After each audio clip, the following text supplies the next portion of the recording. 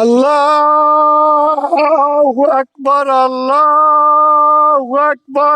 এই চোং মাইক একসময় ছিল শব্দ মানুষের কানে পৌঁছে দেওয়ার অন্যতম মাধ্যম। হ্যাঁ, অনেক আজান দিয়েছি আমরা, আজান দিয়েছি, তারপরে রোজার মাসে সেরি খাওয়ার জন্য ডাকিছি, পাড়ায় পাড়ায় মহল্লায় মহল্লায় যে আমরা ডাকিছি। সাহারিতে এই যে চোং দেখতে পাচ্ছেন, এই চোং কিন্তু ব্যবহার করে মানুষকে সাহারিতে ডেকে দেওয়া হতো।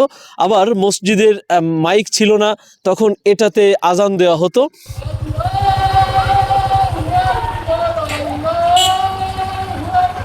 দর্শক, চলছে পবিত্র মাহে রমজান।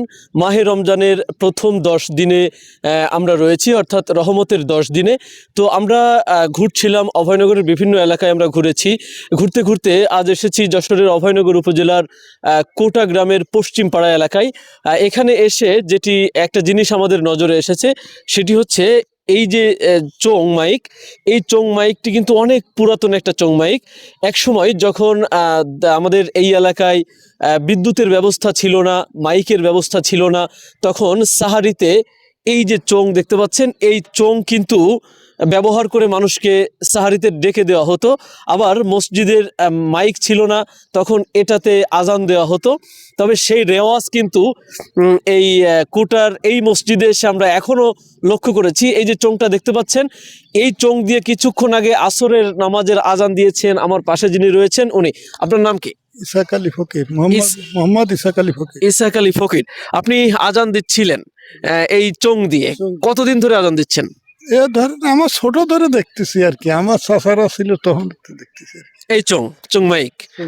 আচ্ছা, এটা কি এরকম ছিল নাকি এই জায়গায় একটা ডাকনি ছিল, এরকম ছিল, এরকম চওড়া ছিল? একটু চওড়া ছিল, মুখটা যাতে লাগে। লাগে। আচ্ছা, এটাতে কি কি কাজ করা হতো সেই সময়, এখন না? আজান দিয়া তো সেরির জন্য ডাকতো, অনেক সময় সেরির জন্য ডাকে। আচ্ছা, এই মানে যুগ তো এখন পাল্টে গেছে, এখন মাইক আছে, বিদ্যুৎ আছে, সব আছে, তবুও চোং মাইকটা রেখে দিয়েছেন কেন? আমরা মসজিদ কায়দায়নি ব্যাটারি চুরি করে নিয়ে যাবে বলে মাইক লাগাচ্ছি। আচ্ছা, আপাতত তাই এতে আজান দিচ্ছেন আপনি। এই যে আজান দিলেন কিছুক্ষণ আগে, আমরা একটু কথা শুনতে চাই, কিছু একটা বলেন তো। আল্লাহু আকবার, আল্লাহু আকবার। ঠিক আছে দর্শক, আমরা শুনলাম এই যে এই চোং দিয়ে যেভাবে আজান দেওয়া হয় সেটা কিন্তু আমরা দেখলাম, এবং এই ঐতিহ্য ধরে রাখা হয়েছে। আমি একটু কথা বলতে চাই আপনার সাথে, আপনি একটু জানাবেন। আপনাদের এখানে একটা ছোট মসজিদ ছিল যেটি 7 গম্বুজ বিশিষ্ট নাকি? জি।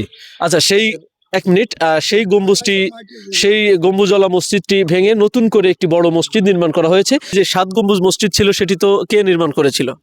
সেটা করছিল ছোট চাচা, আমার আব্বা। আচ্ছা, আপনার আব্বা নির্মাণ করেছিল, এখন তো সেই মসজিদ ভেঙে নতুন মসজিদ হয়েছে, বড় মসজিদ করেছেন। এই যে চোং মাইকে ছোটবেলায় কোনো স্মৃতি আছে কিনা এর সাথে? হ্যাঁ, অনেক আজান দিয়েছি আমরা, আজান দিয়েছি, তারপরে রোজার মাসে সেরি খাওয়ার জন্য ডাকিছি, পাড়ায় পাড়ায় মহল্লায় মহল্লায় যে আমরা ডাকিছি। সেটা এটাতে কি অনেক বেশি সাউন্ড হয়? সাউন্ড অনেক হতো, এখন তো এই মুখ দেওয়ার জন্য আর কি ইয়ে নাই তো, এখানে যে ভেঙে গেছে, আগে খুব সাউন্ড হতো, কিন্তু এটা ভেঙে যাওয়ার কারণে সাউন্ড একটু কম হয়। তো দর্শক, আমরা শুনছিলাম। আচ্ছা, এটা কি একটা ঐতিহ্য মনে হয় না? অবশ্যই পুরনো ঐতিহ্য এখনো তো আমরা ধরে রাখিছি। হ্যাঁ, এটা তো থাকার কথা ছিল না, তারপরে আপনারা রেখেছেন। অবশ্যই আমরা রেখেছি, যুগের সাথে তাল মিলিয়ে সবাই চলতেছে, কিন্তু আমরা পুরনো ঐতিহ্য ধরে রাখার চেষ্টায় আছি। জি, অনেক ধন্যবাদ। দর্শক, আমরা এতক্ষণ ধরে শুনছিলাম, মূলত যুগের সাথে তাল মিলিয়ে অনেক কিছুর পরিবর্তন ঘটেছে, তবে এই চোং মাইকটি কালের সাক্ষী হয়ে এখনো অবস্থান করছে। এবং এই চোং মাইক একসময় ছিল শব্দ মানুষের কানে পৌঁছে দেওয়ার অন্যতম মাধ্যম। সেই চোং মাইক এখন আর চলে না, তবে ঐতিহ্য এই মসজিদ কমিটি বা এই এলাকার মানুষ ধরে রেখেছে। দর্শক, আজকের মতো এই পর্যন্ত, আবারও দেখা হচ্ছে অন্য কোনো ভিডিওতে। সেই পর্যন্ত ভালো থাকুন, সুস্থ থাকুন, আল্লাহ হাফেজ।